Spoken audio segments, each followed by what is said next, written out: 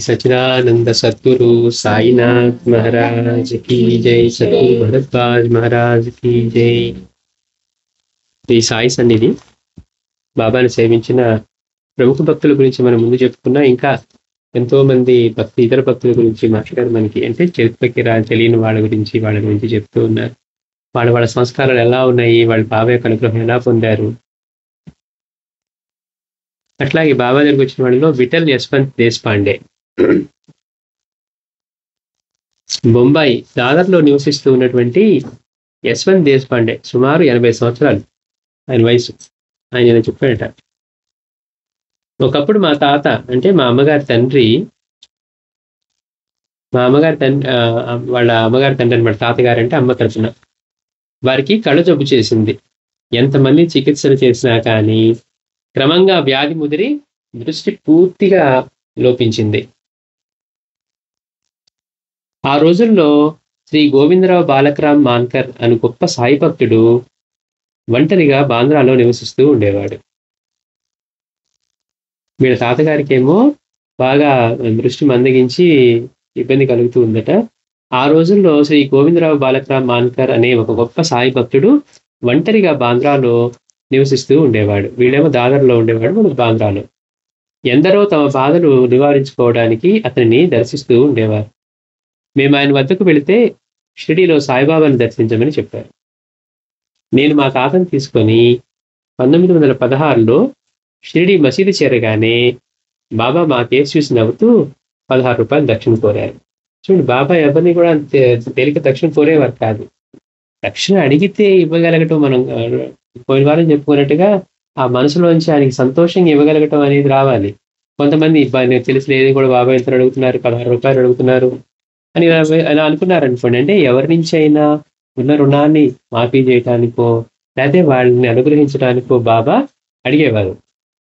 ఇక్కడ వీళ్ళు మొదటిసారిగా అలా రాగానే బాబా ఏం చేశారట, వీళ్ళు చూసి నవ్వుతూ 16 రూపాయలు దక్షిణ అడిగారు. ఇతనేమో వాళ్ళ తాతను తీసుకొని 1916లో షిరిడీ వెళ్ళాడు. వీళ్ళ తాతగారికి దృష్టి బాగా మందగించి కనపడట్లేదు. పైగా నవ్వుతూ అడిగారట. అప్పుడు మా దగ్గర అంత డబ్బు లేదు, మేము 10 రూపాయల నోటు ఇవ్వకపోతే బాబా అడ్డంగా తల ఊపి 16 రూపాయలు ఇవ్వాలని పట్టుబట్టారు. లెక్కే ఆయన అడిగిందంటే ఇవ్వాలి. అంటే అప్పుడు 16 అంత డబ్బులు లేవని చెప్పి బాబా 16 రూపాయలు అడిగితే ఇతను 10 రూపాయలు ఇవ్వాలనుకుంటే బాబా అడ్డంగా తలుపారంట. కాదు 16 రూపాయలు ఇవ్వాల్సిందే అన్నారట. మా తాతను మసీదు ముంగిట ఖాళీ స్థలంలో కూర్చోబెట్టి, అంటే వాళ్ళిద్దరే కదా వెళ్ళింది, ఈయనకేమో కనపడదు, అందుకని మసీదు ముంగిట ఖాళీ స్థలంలో కూర్చోబెట్టి నేను 10 రూపాయల నోటు చిల్లర మార్చడానికి వెళ్ళాను. ఆ రోజుల్లో అక్కడ ఒక చిన్న వీధి, దానికి అవతల గోడ ఉంది. నా దగ్గర మొత్తం 2 10 రూపాయల నోట్లు ఉన్నాయి. ఇతను తీసుకుపోయింది 20 రూపాయలు. బాబా 16 రూపాయలు అడిగారు. బాబా 16 అడిగితే ఈయన 10 రూపాయలు దక్షిణ ఇవ్వడానికి 10 రూపాయలు ఇస్తే కాదు నాకు 16 కావాల్సిందే అన్నారట. సరే, ఇంకా వాళ్ళ తాతని మరి ఆయన కనపడదు కదా, అందుకని ఆయన అక్కడ ఖాళీ స్థలంలో మసీదు ముందు ఖాళీ స్థలంలో కూర్చోబెట్టి ఇతను ఆ 2 10 రూపాయల నోట్లు తీసుకొని ఒక 10 రూపాయల చిల్లర మార్చి 16 ఇవ్వాలని చెప్పి బయలుదేరాడట. సరే, ఈ దగ్గర 2 10 రూపాయల నోట్లు ఉన్నాయి. మా తాతతో చెప్పి చిల్లర కోసం బయటికి వెళ్ళి ప్రతి అంగడికి తిరిగాను. అక్కడ ఉన్న షాపులన్నింటిలో అడుగుతూ వెళ్ళాడట చిల్లర కోసం.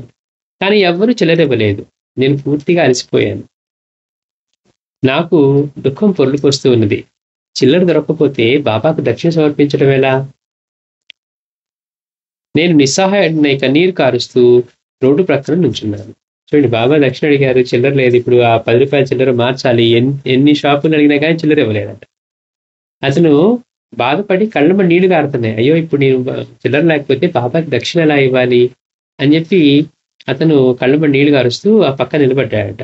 నాకు దుఃఖం పొర్లుకొస్తూ ఉంది. చిల్లర దొరకకపోతే బాబాకు దక్షిణ సమర్పించడమేనా? నేను నిస్సహాయుడినై కన్నీరు కారుస్తూ రోడ్డు ప్రక్కనే నుంచున్నాను. ఇంతలో ధోవతి, కోటు, తలపాగా, నుదుట గంధము ధరించిన ఒక పెద్ద మనిషి నా చెంతకొచ్చి వీపు తట్టి నా దుఃఖానికి కారణం అడిగాడు. నేను చెప్పగానే ఆయన తన జోబులోంచి 10 రూపాయల నాణ్యాలు నా చేతిలో పెట్టాడు. ఎవరో వచ్చి అడిగారట అయింది. ఒక పెద్ద మనిషి వచ్చాడు. ఎట్లా ఉన్నాడు అంటే ఆయన ఒక ధోవతి, కోటు, తలపాగా, నుదుటేమో గంధము ధరించి ఉన్నాడట. ఎందుకు దుఃఖపడుతున్నావు, కళ్ళ నీళ్ళు కారుస్తున్నావు అంటే ఆయన చెప్పిన తర్వాత తమ జోబులోంచి 10 రూపాయల నాణాలు తీసి నా చేతిలో వేశాడు. నేను నోటు వారికిచ్చి పరుగున మసీదుకి చేరి 16 రూపాయలు బాబా చేతిలో ఉంచాను. అంటే ఆనందం. ఇప్పుడు 6 రూపాయలు దొరకలేదని తప్పపడుతున్నాడు చిల్లర లేదని. వెంటనే ఎప్పుడైతే అతను 10 రూపాయల నాణాలు ఇచ్చాడో చిల్లర మార్చి, ఇతను ఒక్క క్షణంలో పరిగెట్టుకుంటూ బాబా దగ్గరికి వెళ్ళాడట. మసీద్ దగ్గరికి వెళ్ళి బాబా చేతిలో 16 రూపాయలు బాబా చేతిలో పెట్టాడు. ఆయన భయపడకు, భగవంతుడు మేలు చేస్తాడు, నీవు వచ్చిన పని ఎప్పుడో పూర్తయింది. చూడండి బాబా చెప్తున్నారు, భయపడకు, భగవంతుడు మేలు చేస్తాడు, నువ్వు వచ్చిన పని ఎప్పుడో పూర్తయిపోయింది. ఇంకా ఇతనికి వాళ్ళ తాత గురించి కూడా ఏం చెప్పలా. ఎదురు పడగానే బాబా అడిగారు, 16 రూపాయలు దక్షిణ అడిగారు. 10 ఇస్తే కాదు 16 కావాలంటే చిల్లర కోసం బయటకు వచ్చాడు. బయట నుంచి ఎట్లాగో చిల్లర సాధించుకొని వచ్చిన తర్వాత బాబాకి ఇవ్వగానే బాబా అంటున్నారు, నువ్వేం భయపడకు, భగవంతుడు మేలు చేస్తాడు, నీవు వచ్చిన పని ఎప్పుడో పూర్తయిపోయింది. అంటే వాళ్ళ తాతగారు చెప్పడానికి వచ్చాడు కదా. నాకేమీ అర్థం కాలేదు, మేము ఎందుకు వచ్చామో ఆయన అడగను లేదు, మేము చెప్పను లేదు. నాకేమీ అర్థం కాక చూస్తుంటే వారు మరలా అలానే అన్నారు, అయ్యో నేను బాబాకి ఏం చెప్పలేదు, అసలు ఆయన అడగలేదు, ఎందుకు వచ్చారని చెప్పలేదు. రాగానే దక్షిణ అడిగారు, దక్షిణ కోసం వెళ్ళాడు, వచ్చాడు, తీసుకొని ఇచ్చాడు. అప్పుడు అనుకున్నాడట, మీరు వచ్చిన పని అయిపోయింది మీరు అనంటే, ఇతనికి మరి చెప్పకుండా బాబాకి ఎట్లా తెలుసు, అసలు బాబా అడగలేదు నేను చెప్పలేదు కదా అనుకుంటున్నాడు. అందుకని ఎప్పటికీ మళ్ళీ మనసులో ఆలోచన వచ్చిందో బాబా మళ్ళీ చెప్తున్నారట, అదే మాటలు చెప్పారట, మీరు వచ్చిన పని అయింది అని, మీరు వచ్చిన పని పూర్తి అయింది, ఇక మీరు వెళ్ళవచ్చు అన్నారట. పైగా వెళ్ళమంటున్నారు. నేను బాబాకు నమస్కరించి మసీదు మెట్లు దిగేసరికి ఆ ముంగిట్లో మా తాత ఎక్కడా కనిపించలేదు. పాపం ఆయన కనపడదు, ఆయన పెద్దవాడని చెప్పి ఆ ఖాళీ స్థలంలో కూర్చోబెట్టి పరిగెత్తుకుంటూ వెళ్ళి దక్షిణ ఇవ్వడం కోసం చిల్లర మార్చుకొని తీసుకొచ్చాడు. రాగానే బాబా దగ్గరికి వెళ్ళాడు, బాబా చేతిలో పెట్టాడు. ఆయనేమో మీరు వచ్చిన పని పూర్తయింది వెళ్ళండి అన్నాడు. సరే అర్థం కాలేదు, ఏదో బాబా చెప్తున్నారు, ఇంకేం చేయని పరిస్థితుల్లో బయటకు వచ్చి వాళ్ళ తాత కోసం చూస్తే తాత లేడట అక్కడ. లేకపోయేసరికి నాకు చెప్పలేనంత భయం వేసింది. కళ్ళు లేని ఆయన ఎటు వెళ్ళాడు, ఆయనకి ఏమవుతుందన్న కంగారుతో అన్ని దిక్కులకు పరుగు తీశాను. మామూలు వాళ్ళు అనుకోండి కనీసం భయం ఉండదు, ఈయనకి కనపడట్లేదు, ఎక్కడ దేని కొట్టుకుంటాడో ఎక్కడ పడతాడో అని భయంతో అన్ని దిక్కులుగా పరిగెత్తాను. ఆయన ఎక్కడా కనిపించకపోయేసరికి ఆయన ఏమైపోయాడన్న భయంతో ఒక చోట నిలబడి పెద్దగా ఏడుస్తూ ఉన్నాను. కొద్దిసేపట్లో అంతకుముందు చిన్నదిచ్చిన పెద్ద మనిషి నా దగ్గరికి వచ్చి విచారించి, ఏడవకు, భయం లేదు, మీ తాతను చూపిస్తారా అంటూ నా చేతులు పట్టుకొని గబగబా వాడా వద్దకు తీసుకువెళ్ళాడు. చూడండి లీల ఎలా ఉంటుందంటే, మళ్ళీ భాష గారు చెప్పినట్టుగా లీల జరిగేటప్పుడు లీలలో ఉన్నామన్న విషయం తెలియదు. మరి ఆ పెద్ద మనిషి ఎక్కడో బయట కనపడ్డాడు, చిల్లర మార్చి ఇచ్చాడు. మరి తాతను చూడలేదు కదా, మరి మీ తాతను చూపిస్తారని ఎట్లా చెప్తున్నాడు? మనమే ఆ సన్నివేశంలో ఉన్నా కానీ మనకేం చూపిస్తారని వెంటనే చూపించండి పరిగెడతామని తప్పించామని, అసలు మా తాత నీకు తెలియదు కదా అని కూడా అడగదు. అంటే బాబా చేసే లీలలో ఎప్పుడు కూడా అందులో భాగమై బయటకు వచ్చాక ఓ ఇలా జరిగిందా అనుకోవాల్సిందే తప్పించి ఆ లీలలో ఉన్నప్పుడు ఎప్పుడు మనకి అది లీలను కూడా తెలియదట. మీ తాతను చూపిస్తారా అంటూ నా చేతులు పట్టుకుని గబగబా వాడా వద్దకు తీసుకువెళ్ళాడు. ఆయన వేగంగా నడుస్తూ ఉంటే నేను ఆయనతో కూడా పరిగెత్తవలసి వచ్చింది. ఆ పెద్ద మనిషి వేగంగా నడుస్తూ ఉంటే ఎట్లా ఉందంటే, అతన్ని వేగాన్ని అందుకోవడానికి దీనికి పరిగెట్టవలసి వచ్చిందట. బాబా నడిచినా, మాషగారు నడిచినా, స్వామీజీ నడిచినా అంత వేగంగా ఉంటుంది. మనకి నంబి నీరులో చూస్తాం, స్వామి ముందు వెళ్తుంటే నంబి అందుకోలేకపోయాడట. ఆ రైలు పట్టాల మీద అలా స్వామి ముందుకు వెళ్తూ అంతర్ధానం అయిపోయారు. అంటే అంత వేగంగా నడిచినట్టుగా. అలాగే ఆయన వేగంగా నడుస్తుంటే నేను ఆయనతో కూడా పరిగెత్తవలసి వచ్చింది. మా తాత రోడ్డు పక్కన ఒక చోట కూర్చొని చెరుకు ముక్క నవ్వుతున్నాడు. నేను చూపిస్తాను రా అన్నాడు కదా, తీసుకువెళ్ళి చూస్తే అక్కడ వీళ్ళ తాత ఏం చేస్తున్నాడు అంటే, రోడ్డు పక్కన ఒక చోట కూర్చొని చెరుకు ముక్క నవ్వుతూ ఉన్నాడు. నేను పట్టరాని కోపంతో, నువ్వు ఒక్కడివే బయటికి ఎందుకు వచ్చావు, ఎక్కడైనా ఏదైనా తగిలి నీవు పడిపోతే ఎంత ప్రమాదం, నీకోసం ఎదలగా చచ్చాను అని వచ్చాడట. అంటే మనవాడు పాపం తాతకి దెబ్బ తెలియదు అని చెప్పి కూర్చోబెడితే ఆయనేమి కూర్చోబెట్టిన చోట లేకుండా బయటకు వచ్చి ఎటో వెళ్ళాడు. అంతా తిరిగి ఎట్లా ఇక్కడికి వచ్చి చూస్తే తీరిగ్గా ఆయన చెరుకు ముక్క కొరుక్కొని తింటూ ఉన్నాడట. నువ్వు ఇక్కడికి ఎందుకు వచ్చావు, కూర్చున్న చోట లేకుండా, నీకేమైనా తగిలి పడిపోతే ఎంత ప్రమాదం, నీకోసం వెతలేక చచ్చాను అని, ఏమైపోయావో తెలియదు అన్నారు. మా తాత నా కేసు చూసి నవ్వుతూ నా చేయి పట్టుకొని తనను దగ్గరగా కూర్చోబెట్టుకొని, నీవు చిల్లర కోసం వెళ్ళగానే కొద్ది క్షణాల తర్వాత అకస్మాత్తుగా నా కళ్ళు కనిపించనారంభించాయి. చూడండి, నువ్వు ఎప్పుడైతే చిల్లర కోసం నన్ను కూర్చోబెట్టి వెళ్ళావో ఆ తర్వాత నుంచి అకస్మాత్తుగా నా కళ్ళు కనిపించనారంభించాయి. నేను నీ కోసం కొద్దిసేపు వేచి చూసి, నీ కోసం వెతికినట్లు ఉంటుంది, గ్రామం చూసినట్లు ఉంటుందని బయటకొచ్చాను. అతని కళ్ళు కనపడటం మొదలుపెట్టాయట.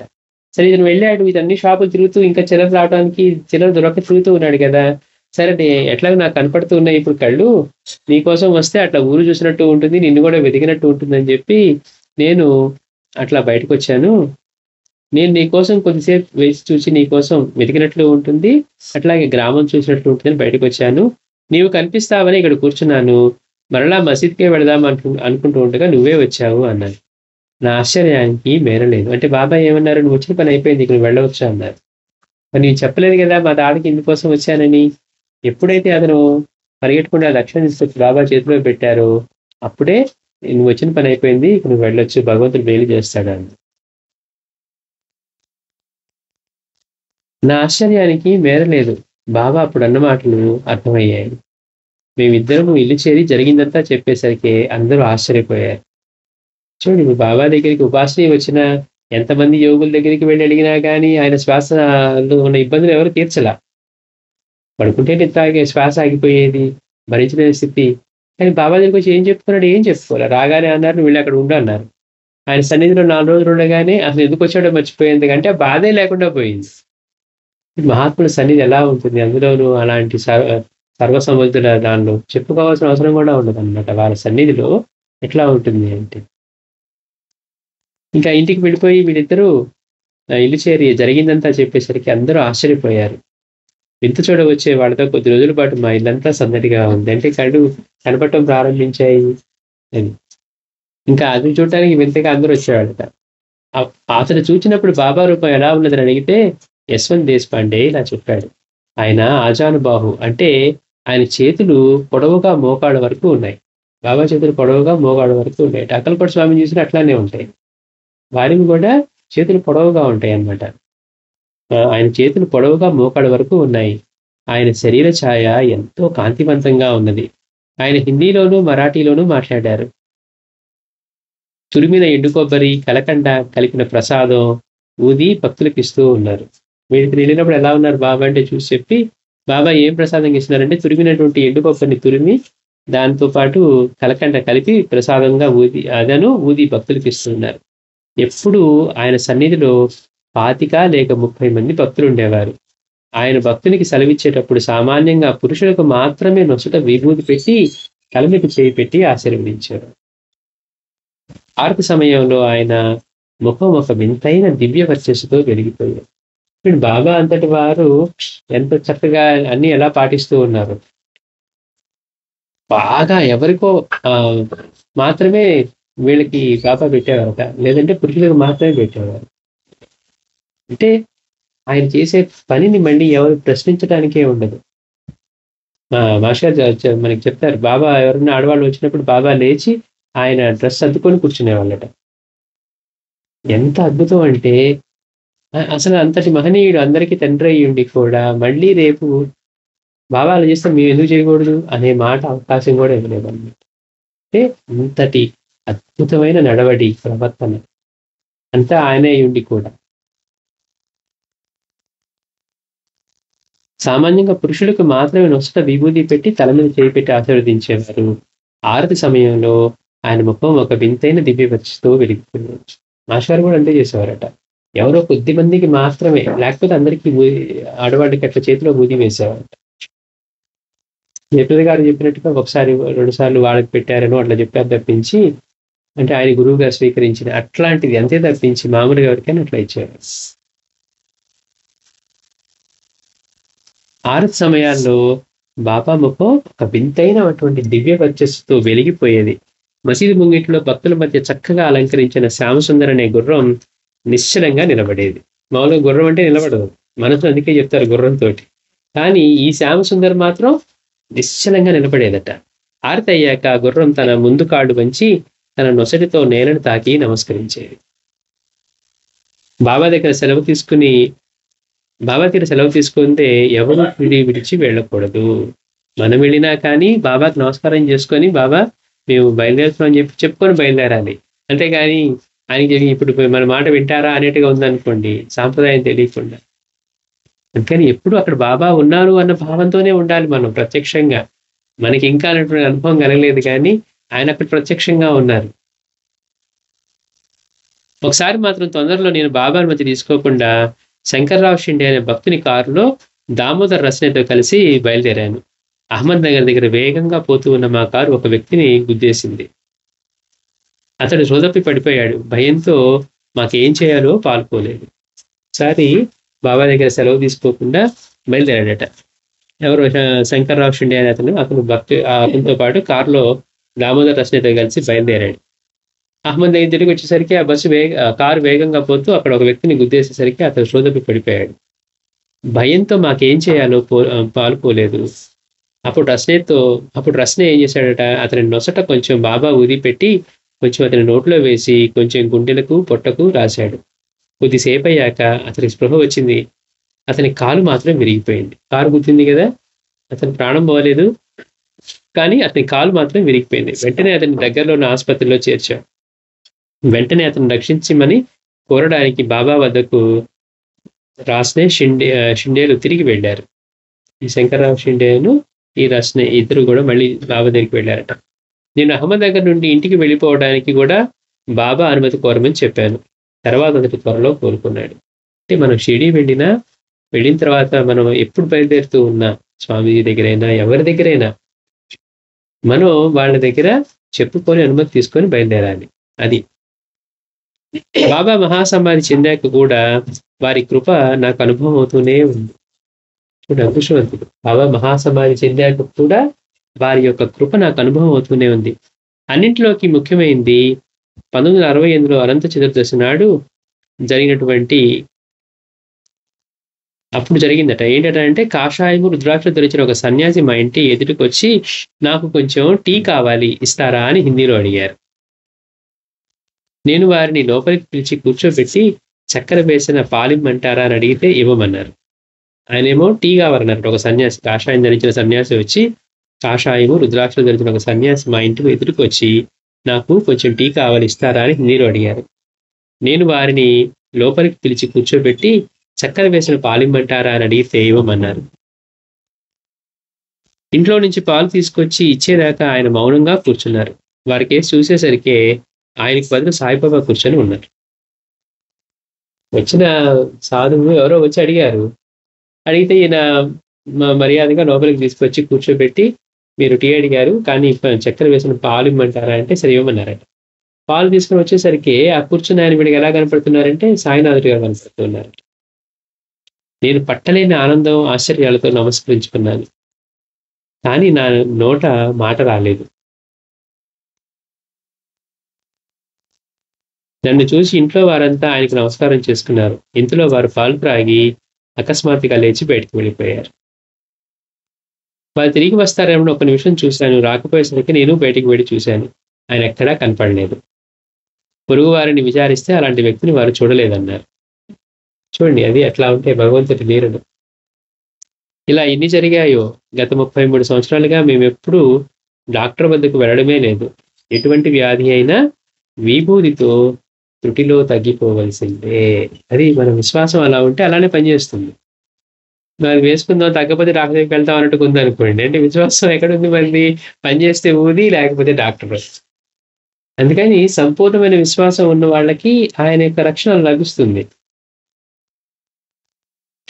అంటే ఇతనికి ఎందుకు మాటలు రాలేదు అంటే, పక్కన వాడి ఇంట్లో వాళ్ళకి కూడా చూడడానికి లేదనమాట. అక్కడ బాబా వచ్చి కూర్చున్నారు, అక్కడ బాబా కనపడుతున్నారని చూడడానికి కూడా లేదు.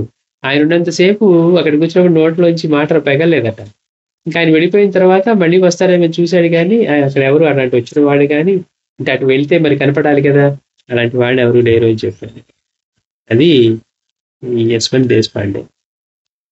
అలాగే అబ్దుల్ రహీం రంగారి 1913 సంవత్సరం ఠాణేలోను షిరిడీ ప్రాంతంలోనూ కూడా బాగా ప్లేగ్ చెలరేగింది. అప్పట్లో బాగా ఈ ప్లేగ్ అంటువ్యాధి విపరీతంగా ఉండేది. మనం ధూమాల గురించి చదువుకుంటూ, ధూమాలు ఎంతటి బాబా మీద విశ్వాసం అంటే, అక్కడ ఎలుకలు చచ్చి పడి ఉన్నా, మంచినీళ్ళు బావిలో పడున్నా కానీ బాబా చెప్పారు కనుక మళ్ళీ ఇల్లు మారకుండా అక్కడే ఉన్నారు. ఎందుకని? ఆయన రక్షించదలుచుకుంటే ఏమున్నా కానీ రక్షిస్తారు. అంటే భక్తి అలా ఉంటుంది అనమాట. బాబా రక్షణ నాకుంటే ఈ రోగాలు ఏం చేస్తాయి అనేంత ధైర్యం. ఆ సమయంలో ఠాణే జిల్లాకు చెందిన అబ్దుల్ రహీం రంగారి భార్యకు ఒక మాసంగా జబ్బుగా ఉన్నది. ఆమె గొంతు, ముఖము బాగా వాచి ఆమె ఏమీ తినలేకపోయింది. ఈ అబ్దుల్ రంగారి ఆయన భార్యకి ఒక నెల రోజులుగా జబ్బుగా ఉందట. ఆ జబ్బు ఏంటంటే గొంతును, ముఖం 2 కూడా బాగా వాచి ఆమె ఏమీ తినలేకపోయింది. ఏ మందు పనిచేయలేదు. అప్పుడే భుక్తే అనే వారి పొరుగింటి న్యాయవాది ఆమెను సాయిబాబా వద్దకు తీసుకువెళ్తే వారు తగ్గించగలని చెప్తే ఆ దంపతులు షిరిడీ బయలుదేరారు. ఈ ఈవిడ బాధ తగ్గాలంటే మీరు పక్కన ఇంటి వాడు చెప్పారట, ఆ న్యాయవాది భుక్తే అనే ఆయన, మీరు గనుక ఆవిడ్ని బాబా దగ్గరికి తీసుకువెళ్తే వారు తగ్గించగలరని చెప్తే ఆ దంపతులు షిరిడీకి బయలుదేరారు. వాళ్ళు బయలుదేరిన దగ్గర నుండి ఆమె పరిస్థితి మెరుగు మెరుగుపడసాగింది. అంటే అక్కడికెళ్తే ఆయనకి ఏం చెప్పకుండానే ఆ పెద్దాయనకి కళ్ళు కనపడ్డాయి. చూడండి గమ్మత్తు. బాబా దగ్గరికి వెళ్ళారు. ఆయన ఏం చెప్పుకోలేదు. నాకు కళ్ళు కనపట్లేదు. మీ అనుగ్రహం కోసం వచ్చాను ఒక్క మాట చెప్పుకోలే. కానీ అక్కడ అతను దక్షిణ కోసం పరిగెత్తి దక్షిణ తెచ్చి పెట్టేసరికి బాబా నన్ను వచ్చిన పని ఎప్పుడో అయింది ఆయన.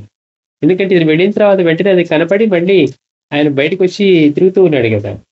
ఇక్కడేమో షిరిడీ వెళ్ళటానికి వీళ్ళు బయలుదేరగానే అప్పటిదాకా తినటానికి లేని పరిస్థితి నుంచి ఆవిడ మెరుగుపడిందట పరిస్థితి. కొంతసేపటికి ఆమె టీ త్రాగగలిగింది. అంటే గొంతంతా వాచిపోయింది. అలాగే ముఖం కూడా బాగా వాచి ఉంది. ఏం తీసుకోవడానికి లేదు. అలాంటిది షిరిడీ వెళ్ళటానికి వీళ్ళు నిర్ణయించుకొని షిరిడీ బయలుదేరుతూ ఉంటే అప్పటినుంచి ఆమె పరిస్థితి మెరుగుపడసాగింది. కొంతసేపటికి ఆమె టీ త్రాగగలిగింది. నాసిక్ చేరేసరికే మరికొంత ఆహారం తీసుకోగలిగింది. ఆ తర్వాత జరిగింది రంగారి ఇలా వ్రాశాడు. మేము షిరిడీ చేరి సాయిబాబాకు నమస్కరించాం. వారు హిందుస్థానీలో మీరు ఎక్కడి నుండి వస్తున్నారు, ఎందుకోసం వచ్చారు అన్నారు.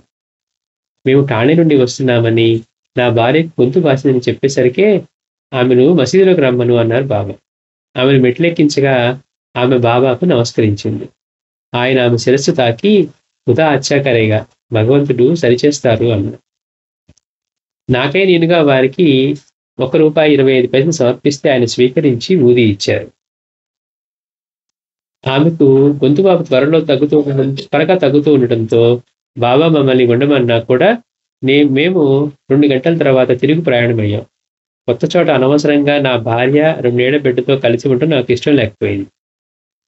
చూడండి, వాళ్ళ నుంచి మేలు కావాలి కానీ వాళ్ళు ఏదైనా చెప్తే వినటానికి సిద్ధంగా ఉండదు మనసు.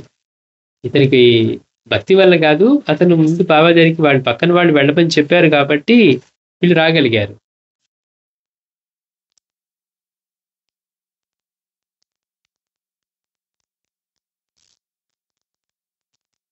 బాబా దయ వల్ల ఆవిడకి తగ్గింది.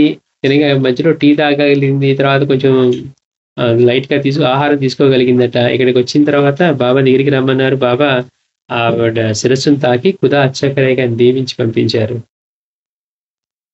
ఈయన దక్షిణ సమర్పించాడు, అంతా బానే ఉంది. కానీ బాబా అన్నారట, గొంతు త్వరగా తగ్గుతుండడంతో బాబా మమ్మల్ని ఉండమన్నా కూడా మేము మసీదు మేము మాత్రం 2 గంటల తర్వాత తిరుగు ప్రయాణమయ్యాం. కొత్త చోట అనవసరంగా నా భార్య 2 ఏళ్ల బిడ్డలతో కలిసి ఉండటం నాకు ఇష్టం లేకపోయింది. మేము వచ్చిన టాంగాలోని కోపర్గాంకు బయలుదేరి సగం దూరం వెళ్ళాం. కానీ అక్కడ టాంగా ఇరుసు విరిగి దారి మధ్యలో మేము నిలిచిపోయాం. అంటే బాబా చెప్పారు అంటే దానికి ఒక అర్థం ఉంటుంది. ఉండమన్నారనుకోండి, ఉండాలి. పైగా ఆయన అనుమతి లేకుండా షిరిడీ విడిచి వెళ్ళడానికి ఉండదు. మన అహంకారం మన దగ్గరే. అక్కడికి వెళ్ళేసరికి ఏమైందంటే దారి మధ్యలో వీళ్ళు ఎక్కిన టాంగా దాని ఇరుసు విరిగిపోయిందట. యాక్సిల్ విరిగిపోయింది. విరిగిపోయి అక్కడే నిలిచిపోవాల్సి వచ్చింది. అప్పుడు రాత్రి 10 గంటలైంది. అక్కడ వేరే వాహన వసతి లేదు. రోడ్డు నిర్మానుష్యంగా ఉంది. మేము వర్షము, బందిపోటు దొంగల బారి నుండి పడే ప్రమాదం ఉన్నది. మేము బాబా మాటలు లెక్క చేయనందుకు బాధపడ్డాం. ఆ స్థితిలో 2 గంటలు గడిచాయి. అర్ధరాత్రి దాటాక ఒక బండి వస్తున్న శబ్దము, ఠాణే నుండి వచ్చిన వారెవరు అని అరుస్తున్న కంఠధ్వని వినిపించాయి.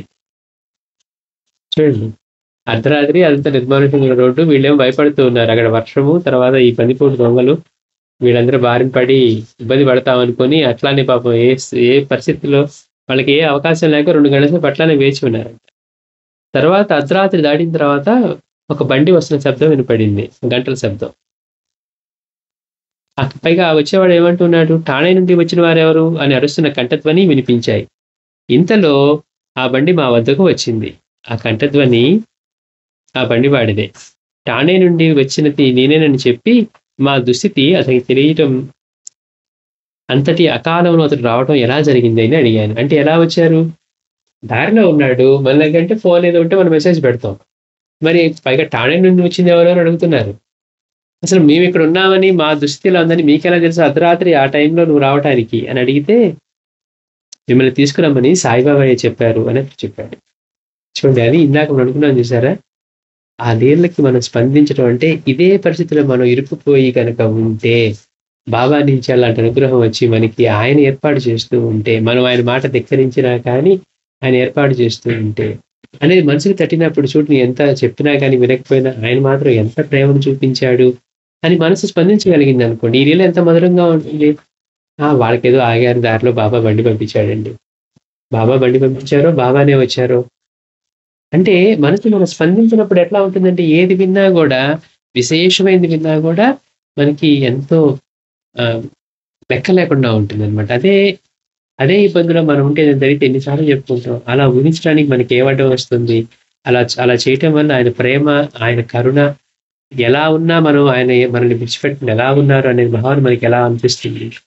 అందుకని లీలల్లో లీలమై చదవటం అంటే అది మనకే జరుగుతూ ఉంటే ఎంత బావుంటుంది. అలాంటి పరిస్థితుల్లో అన్నప్పుడు సహజంగా ఇప్పుడు అతనికి కూడా మనసు కరిగిపోయి ఉంటుంది. అయ్యో! నేను బాబా ఆల్రెడీ తన భార్యకి నయం చేశారు. బాబా చెప్పినా వినిపించుకోకుండా వచ్చాను. దారిలో ఇబ్బంది పడ్డాను. మళ్ళీ ఏర్పాటు ఆయనే చేస్తూ ఉన్నారు.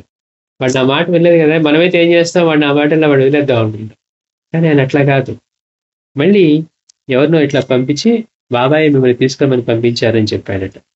మేము టాంగా ఎక్కి షిరిడీ చేరేసరికి తెల్లవారుజామున 2 గంటలయింది. బాబా మా కోసం ఎదురు చూస్తూ ఉన్నారు. మేము మసీద్ చేరాక బాబా, నా అనుమతి లేకుండానే మీరు వెళ్ళిపోయారు. అందుకే దారిలో ఇలా జరిగింది అన్నారు.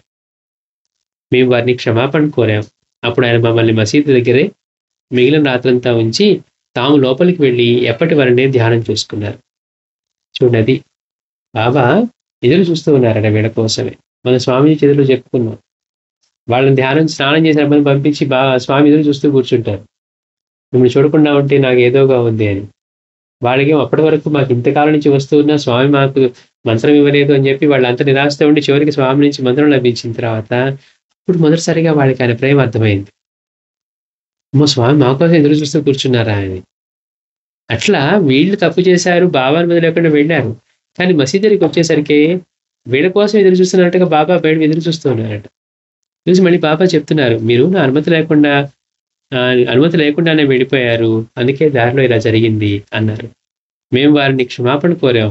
అప్పుడు ఆయన మమ్మల్ని మసీద్ దగ్గరే మిగిలిన రాత్రంతా ఉంచి, వారు మాత్రం లోపలికి వెళ్ళి ఎప్పటి వల్లే ధ్యానం చేసుకున్నారు. అంటే బాబాకి నిద్ర ఉంటుంది, ఆయన ఎప్పుడు మేలుకొనే ఉండేవారు. ఉదయమే సాయి భిక్షకు వెళ్ళి వచ్చి, తాము కొంత తిని మిగిలిన రొట్టెలు, కూరలు మాకిచ్చి తినమన్నారు. అది అనుగ్రహం అంటే. వాళ్ళు అది మిస్ అవుతూ ఉన్నారు. అహంకారంతో వెళ్ళిపోవటం వల్ల అది మిస్ అయ్యారు. కానీ మళ్ళీ ఆయన బాబా పిలిచి వాళ్ళని అనుగ్రహిస్తూ ఉన్నారు. ఆయన భిక్షకు వెళ్ళి వచ్చి, తాము కొంత తిని మిగిలిన రొట్టెలు, కూరలు మాకిచ్చి తినమన్నారు. మేము తిన్నాక నా భార్య కూడా అంత గట్టి ఆహారం తీసుకోగలిగింది. ఆవిడకి ఇబ్బంది అదే కదా, గొంతు వాచింది, మెడ వాచింది, ఏం తినలేకపోతుంది. అలాంటిది బాబా ప్రసాదించిన ఈ రొట్టెలు, అవి కూరలు ఆవిడ తినగలిగింది. అప్పుడు ఆయన అనుమతించాక మేము బయటకు పోయి టాంగా కోసం వెతికి తిరిగి వచ్చి ఎక్కడ టాంగా లేదని చెప్పాం. సరే, బాబా అనుమతించారు. ఈ తర్వాత వెళ్ళమని చెప్తే అప్పుడు వెళ్ళి చూశారు టాంగా కోసం. చూస్తే అక్కడెక్కడ టాంగా లేదు. టాంగా కోసం వెతికి వచ్చి బాబా టాంగా దొరకలేదు అని చెప్పాడట. చెప్పగానే బాబా అన్నారు, టాంగా ఉన్నది వెళ్ళి చూడు అన్నారు. నేను వెనక్కి తిరిగి చూసేసరికి అక్కడ టాంగా ఉన్నది. అంతలో అది ఎక్కడికి వచ్చిందో, అది అక్కడికి ఎలా వచ్చిందో తెలియలేదు. బాబా ఆశీర్వదించాక మేము బయలుదేరాం. తర్వాత నా భార్య ఆరోగ్యం బాగానే ఉన్నది. చాంద్పాట్లు వెతికాడు. బాబా నా గుర్రం కనపడలేదు అన్నాడు. పోయి చూడు అక్కడే ఉంది అన్నాడు. అప్పుడు దాకా అక్కడే వెతికొచ్చాడు. గురువు అనుగ్రహం ఉంటే ఎట్లా ఉంటుందంటే, అప్పుడు దాకా వినని కనపడేవన్నీ కనపడతాయి. బాబా ప్రసాదం కావట్లేదు, మనసు అనుగ్రహించారా, మన మనసే అత్యంత అద్భుతంగా మారిపోతుంది. అందుకని ఆయన అనుగ్రహం ఒక్కటి పొందగలగటం అనేది జరిగితే అన్నీ ఆయనే చూస్తారు. ఇక్కడ టాంగా వెతికి వచ్చాడు. ఇలా చూడగానే బాబా టాంగా లేదందుకో వెళ్ళి చూడు టాంగా ఉందన్నమాట. వెనక్కి నేను చూడగానే టాంగా ఉంది. అది వస్తున్న శబ్దం గాని మరి అంతకుముందు అప్పుడే కదా వెతికి వచ్చింది. నేను షిరిడీ వెళ్ళింది ఆ ఒక్కసారే గాని, ఆ దర్శనంతోనే వారిపై నాకు స్థిరమైన విశ్వాసం ఏర్పడింది. ఒక్కసారే వెళ్ళాడు. భార్యను తీసుకొని షిరిడీ వెళ్ళాడు ఈ దంగారి. కానీ ఆ ఒక్కసారికే ఆ దర్శనంతోటే వారిపై నాకు స్థిరమైన విశ్వాసం ఏర్పడింది. నేను నిద్రించబోయే ముందు వారిని, ఇతర మహనీయుల్ని తలుచుకుంటాను. నేను వారిని తీవ్రంగా తలుచుకున్నప్పుడు వారు ప్రత్యక్షంగా నా ఎదుట కనిపించేవారు. నేను అక్కడున్న 2 గంటల కాలంలో బాబాతో మాట్లాడింది చాలా తక్కువ. బాబా నుదుట, తల మీద చందనం అద్ది ఉండటం గమనించాను. ముస్లింలు అలా గంధం పూసుకోరు. అందరికీ ఉండే ఇబ్బందే. ఈయనేమో ముస్లిం అని అనుకునే వెళ్ళాడు. కానీ ముస్లిం అనుకోవడానికి ఆయనకేమో ఎట్లా ఉందంటే బాబాది, నేను అక్కడ ఉన్న 2 గంటల్లో బాబాతో మాట్లాడింది చాలా తక్కువ. నేను గమనించిన వాటిలో ఎట్లా ఉంది అంటే బాబా తల మీదేమో చందనం అద్ది ఉండడం గమనించాను. ముస్లింలు గంధం పూసుకోరు. వారు ఇవన్నీ ధరించడం ఎలా జరిగిందని అడిగాను. అంటే ఈయన ముస్లిం అని అనుకుంటున్నాడు కదా. బాబా అన్నారు, జైసా దేశ్ వైసా వేష్. దేశం ఎలా ఉంటే వేషం అలా ఉండాలి అని.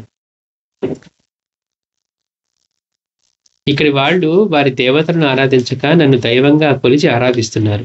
వారిని అసంతృప్తి పరచడం ఎందుకు?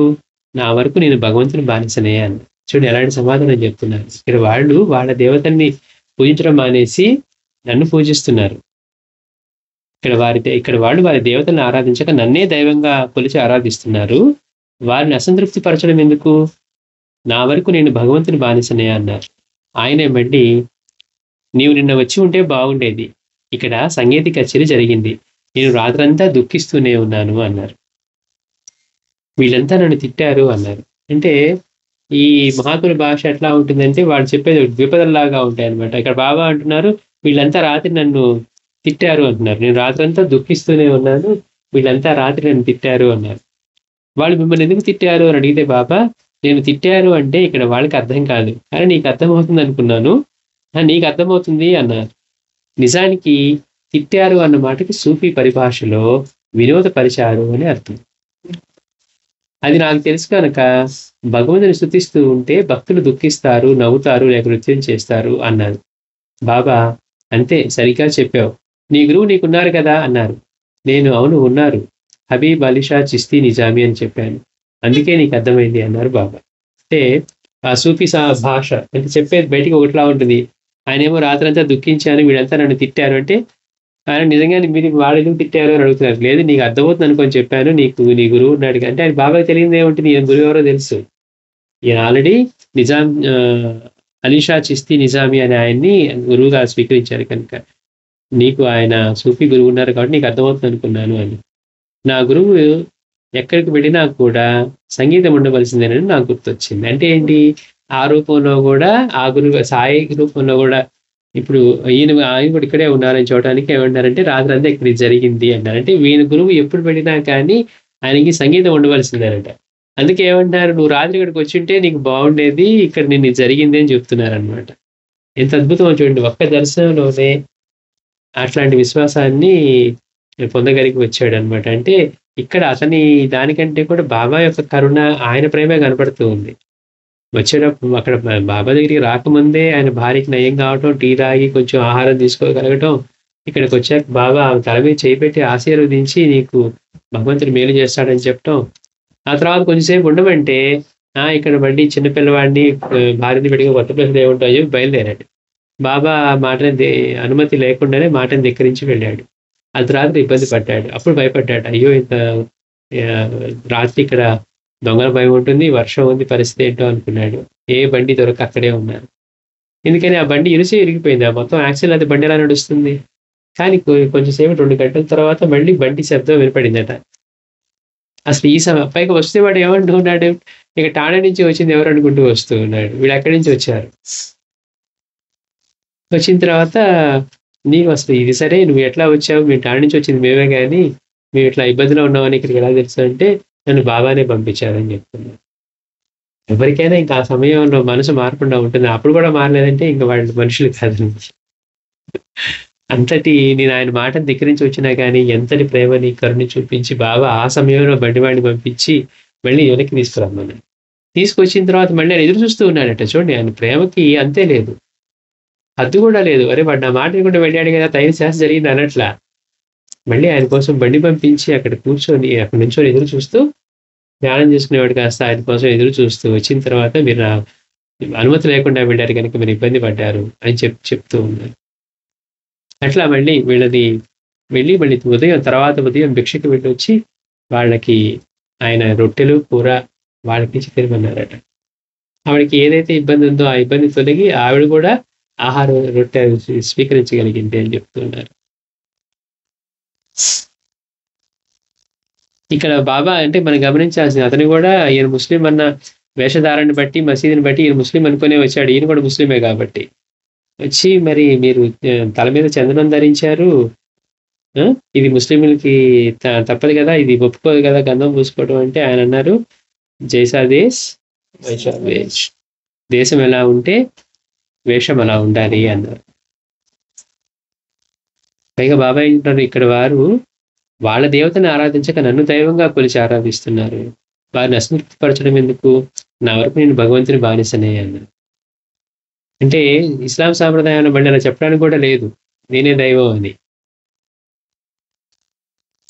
అందుకని బట్టి బాబా ఏం చెప్తున్నారు, నేను భగవంతుని బానిసనే అంటూ ఉన్నారు.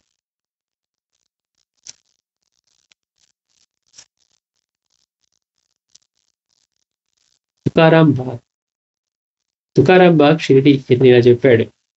1912 గోదావరిలో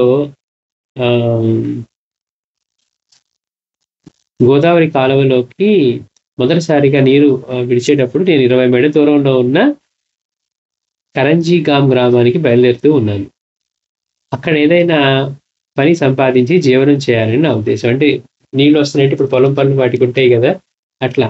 అందుకని ఇతను అనుకున్నాడట, అక్కడ కనుక ఏదైనా పని దొరికితే పని చేసి జీవించాలని అనుకున్నాను. నేను ఇంకా షిరిడీలోనే కోపర్గాం రోడ్డు మీద ఉండగానే లెండీకి వెళ్లే దారిలో బాబా ఎదురై నా భుజం మీద చేయి వేసి, నీవు వెళ్ళవద్దు అన్నారు.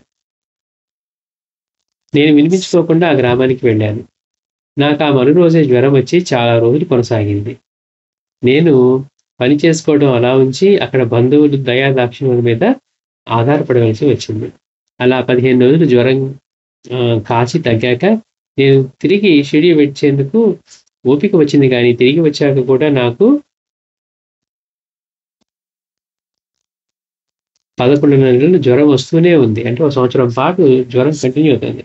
అప్పుడు నాకు బాబా ఊది ఇవ్వమని మా అమ్మను అడిగాను. అది పెట్టుకున్న మన రోజు నుండి జ్వరం తగ్గిపోయింది. అంటే 1 సంవత్సరం పాటు నుంచి వచ్చిన జ్వరం బాబా ఊది పెట్టుకోగానే పోయిందట. అంటే బాబా ఇక్కడ మాట వినకపోవడం కూడా అతనికి కాదు, రాబోయే దాన్ని తెలుసు కనుక బాబా ఏం చెప్తున్నారు, ముందే హెచ్చరిస్తూ ఉన్నారు ఆరోగ్యం చెడుతుందని. కానీ ఇతను బాబా మాట లెక్క చేయకుండా పని కోసం వెళ్ళాడు.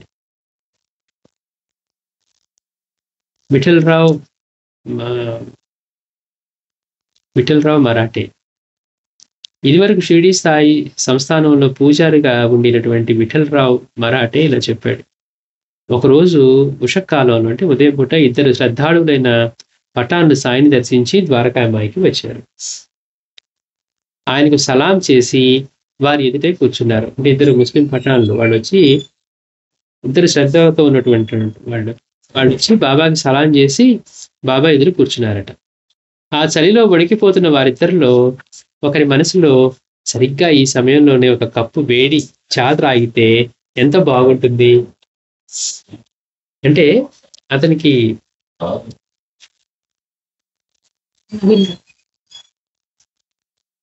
ఇద్దరు చల్ల పడిపోతూ కూర్చున్నారట. కూర్చొని ఇప్పుడు కనుక మనసులో అనుకుంటూ ఉన్నారు, ఇప్పుడు కనుక మంచి ఒక వేడి చా తాగితే, టీ తాగితే ఎలా ఉంటుంది అని అనిపించింది. కానీ మరుక్షణం అతడు ఈ గ్రామంలో అది లభిస్తుంది అనుకోవడం వెర్రి అని తలచి ఆ ఆలోచనని విడిచివేశాడు. సరిగ్గా అదే సమయంలో భక్తుడు సగుణమేరు నాయక్ కూడా సాయి దర్శనానికి వచ్చాడు. షిరిడీ వచ్చిన భక్తులు కోరితే వారికి అతడు భోజనం మొదలైన సదుపాయాలు చేస్తూ ఉండేవాడు. సగుణమేరు నాయకు చిన్న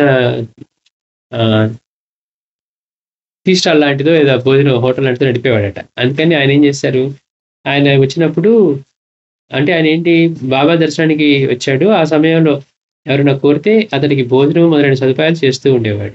అతను బాబాకు నమస్కరించి, బాబా మీకు నాస్తా ఏం చేసుకురమ్మంటారు అని అడిగారు బాబాని. అంటే మీకు మార్నింగ్ బ్రేక్‌ఫాస్ట్ అల్పాహారం ఏం తీసుకురమ్మంటారు అంటే, సగుణ్ నీవు వెంటనే వెళ్ళి ఒక కెటిల్ నిండుగా వేడి వేడి చాయ్ తీసుకురా అన్నారు. చూడండి, బాబా ఎప్పుడు టీ తాగలేదు. ఇతను కూడా ఆశ్చర్యం వేసేట్లుగా బాబా ఏమన్నారు, ఒక కెటిల్ నిండా చాయ్ తీసుకురా అని అడిగారట. అతను నివ్వెరపోయాడు. ఎవరు? సగుణ మీర్ నాయక్. కారణం, అన్ని సంవత్సరాలుగా ఆయన్ని సేవిస్తూ ఉన్నా ఆయన టీ త్రాగటం అతను ఎన్నడూ చూడలేదు. అయినా అతడు ఒక్క మారు ప్రశ్న అయినా వేయకుండా వెంటనే వెళ్ళి కొద్ది నిమిషాల్లో ఆవిర్లు చిమ్ముతూ ఉన్న చా తెచ్చాడు. సాయి వెంటనే అది కప్పుల్లో పోయించి ఆ పటాలను ఇద్దరికీ అందించారు. ఆయనే సర్వ్ చేస్తూ ఉన్నారు.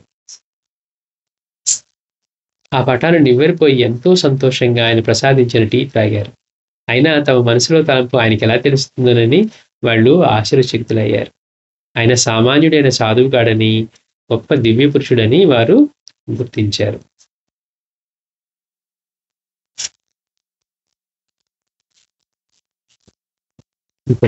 గొప్ప భక్తి గురించి చెప్పుకుందామండి, బాగుంటుంది. తక్కర్ ధరంసే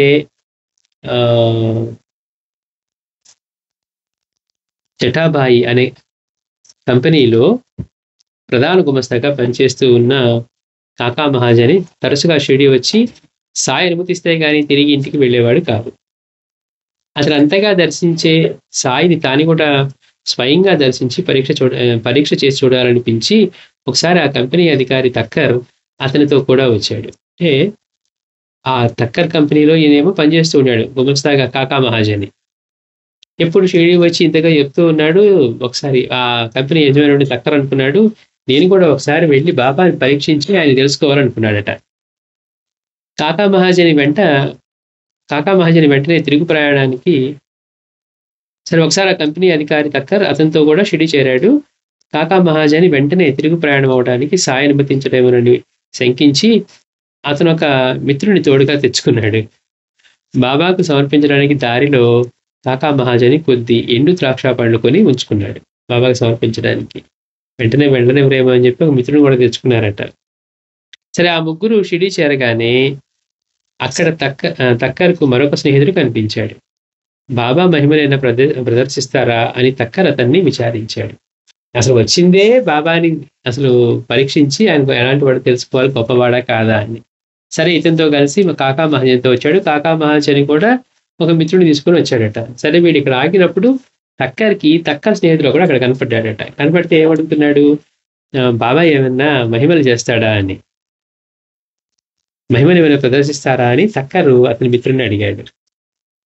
అతడు తాను కేవలం సాయి ఆశీస్సుల కోసమే షిరిడి వచ్చానని చెప్పి భక్తులు హృదయపూర్వకంగా కోరుకున్నది ఏది అక్కడ నెరవేరకుండా పోలేదని చెప్పాడు.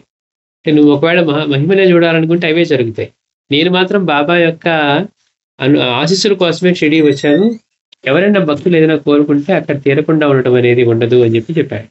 సరే అందరూ ద్వారకామాయి చేరాక కాకా మహాజని సాష్టాంగ నమస్కారం చేసి సాయికి ద్రాక్ష పళ్ళు సమర్పించాడు. ఆ ఎండు ద్రాక్షలు తెచ్చుకున్నాడు కదా, అవి బాబాకి సమర్పించాడు కాకా మహాజని. సాయి వాటిని తిరిగిచ్చి అందరికీ ప్రసాదంగా పంచమన్నాడు. వాటిలో కొన్ని తక్కర్కు కూడా లభించాయి. అతనికి ద్రాక్ష పళ్ళు సహించవు. బాబానేమో ఇతను తెచ్చి ఇచ్చిన నైవేద్యాన్ని స్వీకరించి మళ్ళీ అందరికీ అక్కడ పంచండి అని ఈ కాకా మహాజని తెచ్చిన వాడిని ఇస్తే, ఆ తెచ్చినటువంటి ఈ తక్కర్కి కూడా ఇస్తే అతనికేమో ద్రాక్ష పళ్ళు సహించవు.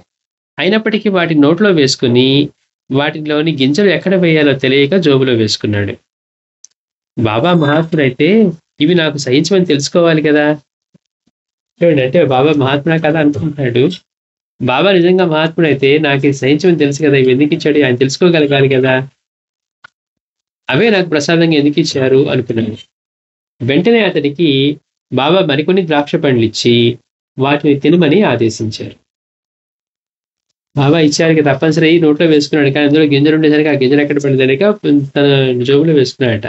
అప్పుడు అనుకుంటూ ఉన్నాడు, బాబా మహాత్ముడు కనుక అయితే నాకు ద్రాక్ష పళ్ళు సహించమని తెలియాలి కదా, మరి ఎందుకు ఇచ్చారు అనుకున్నారట. మళ్ళీ బాబా మరొకసారి మరికొన్ని ద్రాక్ష పండ్లు ఇచ్చి వాటి తినమని ఆదేశించారు. వాటిని నవ్వులుతూ ఉన్నప్పుడు వాటిలో ఒక్క గింజ కూడా లేకపోవడం గమనించి అది ఎలా సంభవం అని తక్కర్ నివ్వెరపోయాడు. ఇందాక ఇచ్చిన ద్రాక్షలో అన్ని గింజలు వచ్చాయి. ఇప్పుడు ఇచ్చిన ద్రాక్షలో ఒక్క గింజ కూడా రాలేదు. నవ్వులుతూ ఉంటే గింజలు రావట్లేదు. గింజలు తీద్దామంటే ఇది ఎలా సాధ్యం? అవే ద్రాక్ష కదా! ఇందులో గింజలు రాలేదని చెప్పి అతను నివ్వెరపోయాడు. అతను ఏదైనా మహిమ చూడాలనుకున్నందుకు గాను బాబా అలా చేశారని అతను తలిచాడు. వెంటనే అర్థమైంది. ఓహో! నేను బాబా దగ్గర ఏదో మహిమ చూడాలనుకున్నాను. అందుకే ఇంతకుముందు ఇచ్చిన ద్రాక్షలో గింజలున్నాయి. ఇప్పుడేమో గింజలు లేకుండా ఉన్నాయి అని చెప్పి నేను అనుకున్నందుకు గాను బాబా ఇలా చేశారు అని చెప్పి అతడు తలచాడు. అతని స్నేహితుడిని నీకిచ్చిన ద్రాక్ష పండ్లు ఎలా ఉన్నాయి అని అడిగారు బాబా. అతడు తాను తింటున్న ద్రాక్ష పండ్లలో గింజలున్నాయని చెప్పారు. అంటే వెంటనే బాబా కూడా అడుగుతున్నారు. అడిగితే ఆ మాట మీద తక్కర పులకించిపోయి బాబాను తక్కువగా అంచనా వేసుకున్నందుకు తనను తానే నిందించుకున్నాడు. పక్కన మిత్రుడికి ఇచ్చిన వాటిలో మళ్ళీ గింజలు ఉన్నాయి. ఇతనికి ఇచ్చిన వాటిలో మాత్రమే గింజలు లేవు. అప్పుడు పులకించిపోయాడట. ఆ మాట మీద పులకించిపోయి బాబాను తక్కువగా అంచనా వేసుకున్నందుకు తనను తాను నిందించుకున్నాడు. అయినా వెంటనే అతని మనసులో మరొక భావం మెదిలింది. బాబా మహాత్ముడైతే మరొక్కసారి ఆయన కాకాతో ప్రారంభించి ద్రాక్ష పండ్లు పంచాలనుకున్నాడు. మళ్ళీ మనసు ఇంకా తృప్తిపడలా. బాబాకి నిజంగా మహాత్ముడే అయితే మళ్ళీ మరొకసారి ఈ ద్రాక్ష పండు అతనితో మొదలుపెట్టి అక్కడి నుంచి మొదలుపెట్టి పంచాలనుకున్నాడట. వెంటనే బాబా సరిగ్గా అలానే చేయడంతో అతడు నిశ్చేషుడయ్యాడు. అంతలో ఆరతి పూర్తయి అందరూ బాబా వద్ద సెలవు తీసుకుంటూ ఉంటే తమతో పాటు తిరుగు ప్రయాణం అవడానికి కాకా కూడా సాయి అనుమతి ఇవ్వాలని టక్కర్ అనుకున్నాడు. కాకా మహాజన్ ఏమనుకుంటూ వచ్చాడు? ఇప్పుడు వెళ్తే బాబా సెలవివ్వరు అని శంకించి తన మిత్రుడు కూడా తీసుకొని వచ్చాడు కదా. కానీ ఇతను మనసులో ఏమనుకుంటున్నాడు? సెలవు ఇచ్చినప్పుడు నాతో పాటు ఈయన కాకా మహాజన్ కూడా బాబా సెలవు ఇవ్వాలని కోరుకున్నాడట. సామాన్యంగా బాబా ఎప్పుడూ అతనికి అనుమతి ఇవ్వక కొద్ది రోజులు షెడ్యూల్లోనే ఉంచుకునేవారు. అది ఆయన అనుగ్రహం. అర్థం కాకపోతే ఏమిటి? ఆయన పనులన్నీ మానేసి అక్కడే ఉంచుతున్నారు అనుకుంటారు. బాబా సన్నిధిలో ఉండడం అంటే అనుగ్రహంగా ఏముంటుంది? బాబాని ఆపేసేవారంటే. అలాంటిది ఆ రోజున వెంటనే అనుమతి ఇచ్చారు. టక్కర్ మరో మహిమ చూశాడు. బాబా దగ్గర మహిమను చూడాలనుకున్నాడు. 2 చూశాడు. ఎప్పుడు అనుమతి ఇవ్వని బాబా కాకా మహాజన్కి ఈసారి అనుమతి ఇచ్చాడట. అప్పుడు కాకాను 15 రూపాయలు దక్షిణ అడిగారు బాబా. అడిగి నేనెవరి నుండి అయినా దక్షిణ తీసుకుంటే అందుకు బదులుగా అతనికి 10 రెట్లు ఇవ్వవలసి ఉంటుంది. ఆ ఫకీరు ఎవరిని చూపుతారో వారిని మాత్రమే దక్షిణ అడిగి తీసుకుంటాను అన్న. నేను కనుక తీసుకుంటే 10 రెట్లు తిరిగి చేయవలసి వస్తుంది. కానీ నేను ఎవరి నుంచి అడుగుతానంటే ఆ ఫకీరు ఎవరిని చూపిస్తే వారి నుంచి మాత్రమే దక్షిణ తీసుకుంటాను. అతను సమర్పించి ముందు ఎంతటి ప్రతిఫలమో పొందుతాడు. ధనం ఉన్నది ధర్మం చేయడానికి సాధనం అవ్వాలి. ధనం అన్నది ధర్మం చేయడానికి సాధనం అవ్వాలి. దానం ఇవ్వడమే సిరి సంపదలు పొందడానికి ఉత్తమమైన మార్గం. అంటే మనకి పదే చెప్తూ ఉన్నారు, మనం గతంలో చేసి ఉంటేనే మనం పొందుతాము అనేది. అందుకని దానం ఇవ్వడమే సిరి సంపదలు పొందడానికి ఉత్తమమైన మార్గం. అలా చేస్తూ ఉంటేనే మళ్ళీ సిరి సంపదలు పొందడానికి మార్గం. దక్షిణ సమర్పించడం వలన వైరాగ్యం వృద్ధి పొంది దానివల్ల భక్తి ధ్యానము కూడా వృద్ధి పొందుతాయి. దానం ఇవ్వడానికి దక్షిణ ఇవ్వడానికి ఎంత తేడా ఉంది? బయట ఇచ్చే దానానికను మహాత్మునికి సమర్పించే దక్షిణకి బయట దానం చేస్తే సిరి సంపదలుగా మళ్ళీ ప్రాప్తించడానికి సాధ్యం అవుతుంది పుణ్యఫలం. గురువుకి దక్షిణ సమర్పిస్తే ఏమవుతుందట అంటే వైరాగ్యం వృద్ధి పొంది దానివల్ల భక్తి ధ్యానము కూడా సిద్ధిస్తాయి, అవి పొందుతారు అన్నారు. ఆ మాటలు విని ఆయన అడగకనే టక్కర్ కూడా ఆయన చేతిలో 15 రూపాయలు ఇచ్చాడు. నిజానికి అతడు ఆయనకి దక్షిణ సమర్పించకూడదని మొదట అనుకున్నాడు. కానీ చూడండి ఎంత మార్పు వచ్చిందో. బాబాయ్ పరీక్షించడానికి వచ్చాడు కానీ దక్షిణ ఇవ్వాలట్లా ఏం అనుకోలేదు. ఎప్పుడైతే బాబాయ్ ఈ మాట చెప్పారో ధనం అన్నది ధర్మం చేయడానికి సాధనం అవ్వాలి, దానం ఇవ్వడం ఒక్కటే సిరి సంపదలు పొందడానికి మార్గం, దక్షిణ సమర్పించడం వలన గురువు సమర్పించే దక్షిణ, గురువుకి భగవంతుడికి దక్షిణ సమర్పించడం వలన వైరాగ్యం వృద్ధి పొంది దానివల్ల భక్తి ధ్యానము కూడా వృద్ధి పొందుతాయి అన్నారు. అది వినగానే ఇతను 15 రూపాయలు తీసి బాబాకి దక్షిణ సమర్పించాడు. నిజానికి అతడు దక్షిణ సమర్పించకూడదని మొదట అనుకున్నాడు. కాకా మహాజని మిత్రుల్లో ఒకరు విగ్రహారాధన, వ్యక్తి పూజలను నమ్మేవాడు కాదు. ఒకసారి అతడు కేవలం కుతూహలం వలన 2 షరతులపై మాత్రమే కాకా మహాజన్తో కలిసి షిరిడి రావడానికి అంగీకరించాడు. తాను బాబాకు నమస్కరించనని, ఆయనకి ఎట్టి దక్షిణ సమర్పించనని. తర్వాత ఆ ఇద్దరు షిరిడి చేరి మసీదు ప్రవేశించగానే బాబా అతని కేసు చూసి ఎంతో మృదువైన స్వరంతో ఓహో తమరు వచ్చారే అన్నారు. కాకా మహాజన్ ఇంకోసారి ఇంకో మిత్రుడిని తీసుకొచ్చాయట. ఆ మిత్రుడు ఏం చెప్పాడు, 2 షరతుల మీద వచ్చాడు.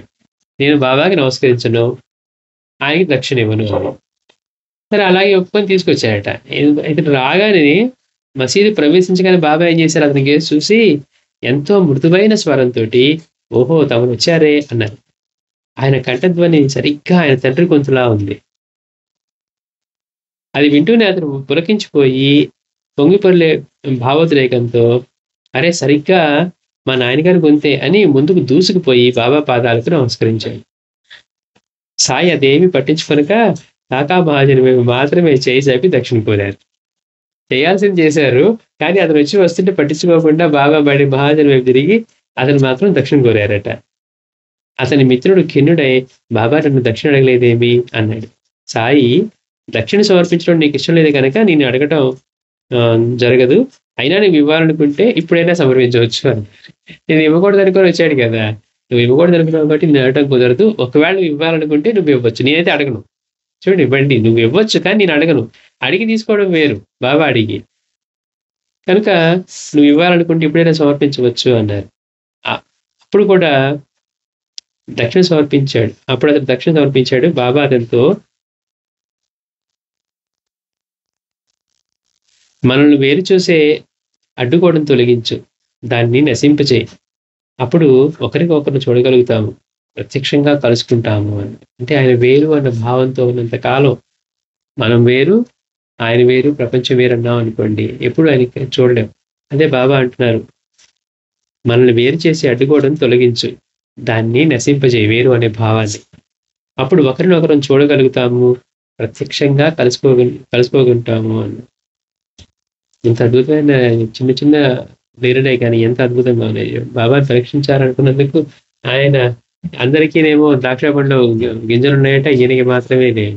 ఎప్పుడు సెలవు ఇవ్వని ఆయనకి సెలవు ఇవ్వాలని ప్రార్థిస్తే అట్లాగే సెలవు ఇచ్చారు.